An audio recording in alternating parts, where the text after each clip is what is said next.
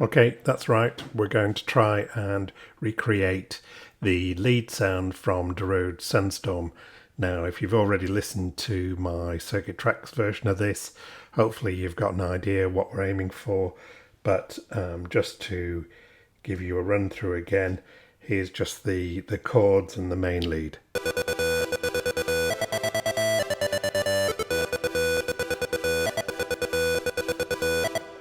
Now, I think I was able to get reasonably close to the original with this particular sound. Huge credit to Dr. Mix, who does a video on the recreation that very much was helpful for this track and helped me figure out how to recreate this patch on the Circuit Tracks. So let's fire away. Now, I'm doing something a little bit different for today's video. That I'm using OBS to try and show you components and what I'm doing on the Circuit Tracks at the same time. So let's hope that this works. It's a little bit of an experiment.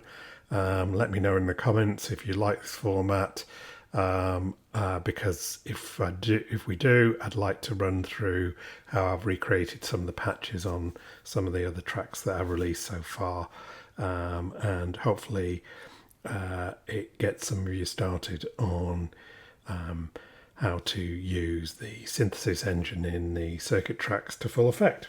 Okay, I think 2 points really to make. First of all is a lot of this sound is actually down to the effects on it. So if I play it without, you can hear what you're hearing is quite a buzzy, short on-off note, and that's kind of what we're aiming for. Second thing to point out is the way that it's played. So you can hear the very, very short notes, and I think that's how it was done originally.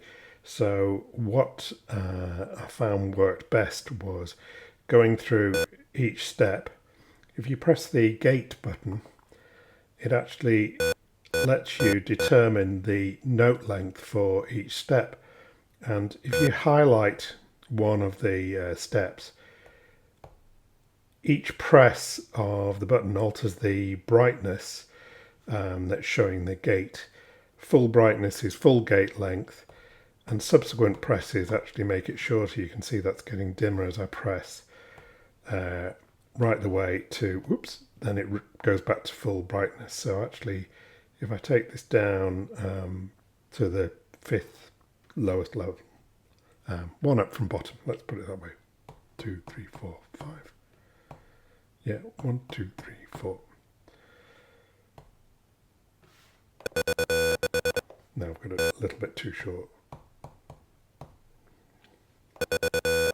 That's good. Okay, right.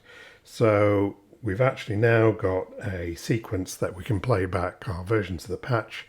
So let's go for it. So if I click on Get Patch from Circuit Tracks, that actually lets me download the patch from this particular sound pack, so I can show you what it consists of. So let's do that. Sandstorm. There we go, Sandstorm lead. Okay, and so you can get a little bit of an idea. Now, I could just tell you to freeze frame there and copy all the values off there, and there you go, my job's done. I will try and go through each step to kind of explain what the patch is actually doing, just to give you a bit more of an idea. But yeah, if you could copy that, you're pretty much there, because there's not much that I've then done in the way of either effects. It's got a little bit of a cut in the bass section. It's got a reasonable amount of distortion, and there's no modulation going on. So this is a great simple patch to start with.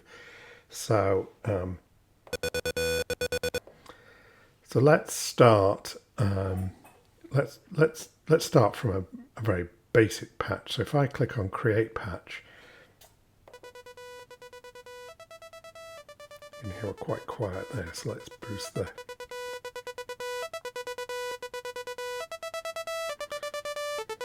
So it sounds nothing like it. So let's start our work on the oscillator. So that's just one oscillator going, so we're going to use two oscillators for this. So oscillator 1 we'll leave as a sawtooth wave. Let's put a square wave onto oscillator 2. You can already hear that it's changed the character. Square waves are a bit more nasal. I'll tell you to demonstrate that if I put you... you know, commonly you'd use it for brassy sounds. It's good for bass sounds, but the contrast between them is good. And if we then put some pitch difference between them, -12 puts the two oscillators an octave apart, which is quite an interesting combination. But I found this work better to actually make them quite wide apart. So you're almost getting the beginnings of it there. But there's a further 7 semitones that I think on the original. So, you know, we're well on the way.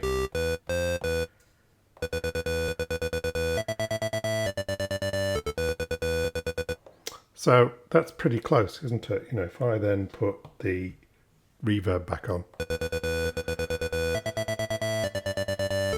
we could get away with that.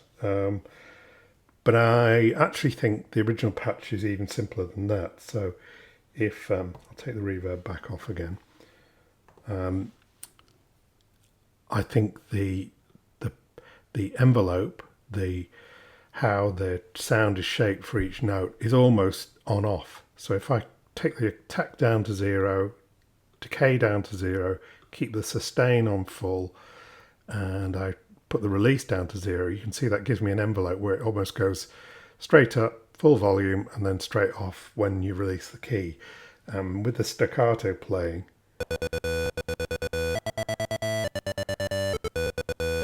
I think that's closer to it, you know, particularly if I put the effects back on. Okay. And then as we move through the sections, filter, this hasn't got any filtering on, so leave it at 24 decibels, leave the filter wide open, resonance off, and we'll put some distortion on it. I'll put that later, but you can see even puts a little bit more harmonic richness to it. It's very much in the top range on the track, so if we take out the bass frequencies, that leaves plenty of room in the sound spectrum for us to play a bass line and it not be muddied up by spare frequencies coming from this lead. So it's actually worth completely cutting the bass notes out, and it's actually, you know, the lead is played as quite a thin sound, so we can even boost the middle and the high a bit. I think that's good. And then really I added a bit more, quite a lot more distortion. Let's put that about the 70 mark.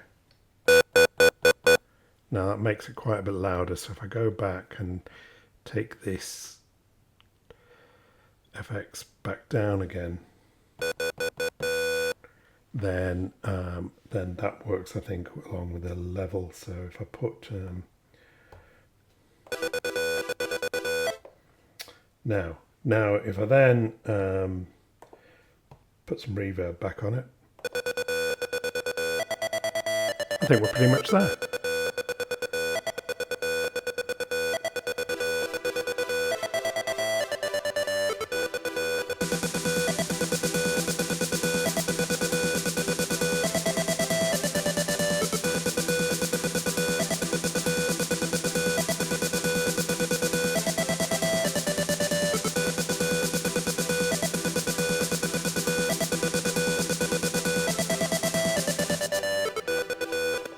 Okay, all right, so let's just run through that quickly again, just to so you're sure of the values, and then hopefully you can have a go at reproducing this yourself.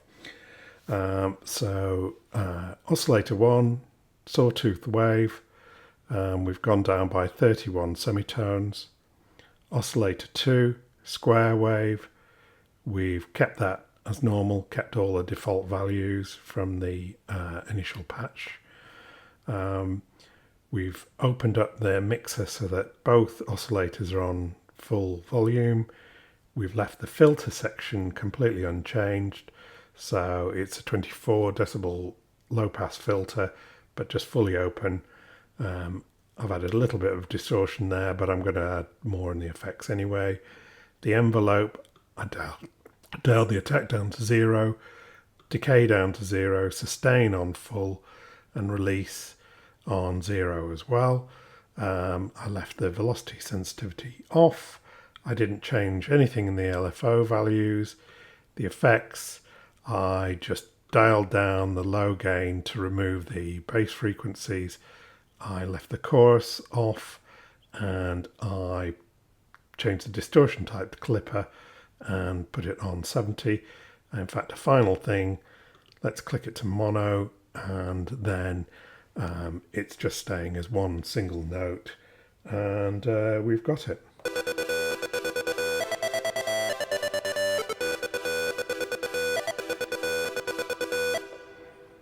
So a nice easy patch to get started with. I actually like the way that Components represents these patches. I think it does make it easy to program, and if you like this style of video, let me know. I'd like to run through a few more of the patches that I've created in some of the tracks I've already released, and hopefully get some of you further along with using the synthesis engine in the circuit tracks. It is a common complaint. I hear quite a lot of people saying that they can't get the sounds they want. It does take a little bit of getting your head around, but it is, although basic in some ways, it does have a very powerful synth engine under the hood. There's a lot you can do, and maybe in further episodes of this we'll try and explore some together. So thanks for tuning in, and I hope you found this helpful. Thanks. Bye bye.